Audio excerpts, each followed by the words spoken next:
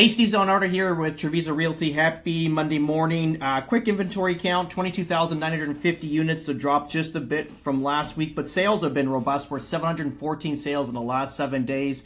Inventory in Estero, 877. Again, these are just marginal, no major increases in 36 sales. The market's on fire. We have clients flying in, probably three to four clients flying in a week. It's pretty awesome. Last week had so many clients fly in, and they're actually interacting with each other because they've all purchased investment properties or in different communities. So they kind of bump into each other, and it's all stems back the fingerprints to Treviso Realty, which is awesome. Everything's on fire. I mean, the cranes landing. Again, this is like. The only problem is right now, obviously we know that there's a war going on. I don't even think it's a war, it's a bomb strike realistically, but it has affected rates where the 30-year mortgage right now, and I'm just looking on TradingView, is 6.38%, so it's up from the low of 5.98. So it's up 40 basis points, and the yield's up like 40 basis points as well. So ultimately that's going to affect rates, which is not the greatest thing. We saw obviously fuel prices have gone up. We were at $2.70 a gallon, $2.79 a gallon. We're at $3.79 a gallon. So that's what, a 30% increase in fuel. Not the worst thing, but still obviously it's gone up. It's not. We should be going in the reverse. Hopefully this gets wrapped up very shortly.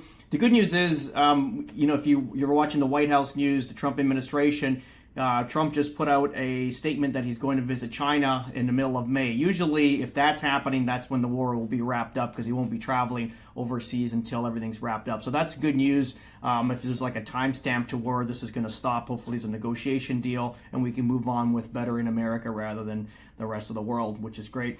That's pretty much it. Vivid Shore, is it Vivid Seven? It's the community in Seven Shores, rather, in is it Seven Shores? Vivid Shores, the one in Bonita, the property, the community we just saw recently. They had 33 sales in the last month, which is insane for that community. Again, remember, like up north prices, you get a townhouse for $1 million plus. Here, $1 million is big money. So when you're starting at $950 for the beginning house for Polte, it's big money into that community. Also, it goes up to around $2.5 million. They sold 33 of these units, which is huge. Obviously, a lot of people moving in, and that's the newest, hottest area, to be honest, because even in Naples, I mean, Camus is there as well. Stock is in that community as well. But again, I guess Bonita's in that threshold of affordability, and that's what we're starting to see there, which is awesome.